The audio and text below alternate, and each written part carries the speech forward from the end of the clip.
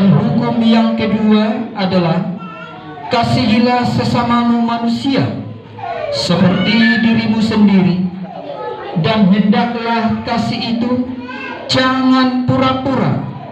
Kita dengarkan liturgi dari kaum Bapa.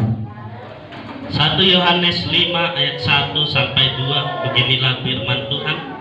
Setiap orang yang percaya bahwa Yesus adalah Kristus, lahir dari Allah, dan setiap orang yang mengasihi Dia yang melahirkan, mengasihi juga Dia yang lahir daripadanya. Inilah tandanya bahwa kita mengasihi anak-anak Allah, yaitu apabila kita mengasihi Allah serta melakukan perintah-perintahnya.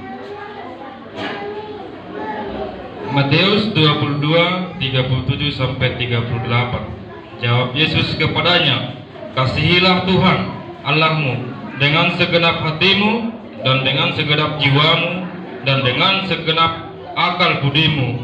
Itulah hukum yang terutama dan yang pertama. Haleluya. Matius 22 ayat 39 sampai 40. Dan hukum yang kedua yang sama dengan itu ialah kasihilah sesama manusia seperti dirimu sendiri. Pada kedua hukum inilah tergantung seluruh hukum Taurat dan kitab para nabi. 1 Korintus 13 ayat 4 sampai 5. Kasih itu sabar, kasih itu murah hati, ia tidak cemburu, ia tidak memegahkan dirinya dan tidak sombong.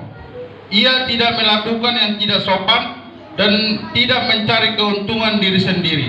Ia tidak pemarah dan tidak menyimpan kesalahan orang lain.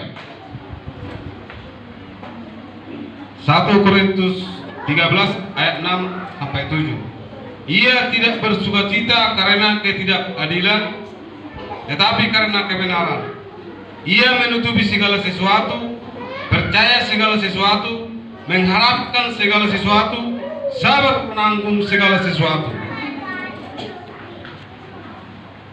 1 Yohanes 3 ayat 17 sampai 18 dikatakan, barang siapa mempunyai harta duniawi dan melihat saudaranya menderita kekurangan tetapi menutup pintu hatinya terhadap saudaranya itu, bagaimana kekasih Allah dapat tetap diam di dalam dirinya? Anak-anakku, marilah kita mengasihi bukan dengan perkataan atau dengan lidah, tetapi dengan perbuatan dan dalam kebenaran. Efesus 5 ayat 1 sampai 2.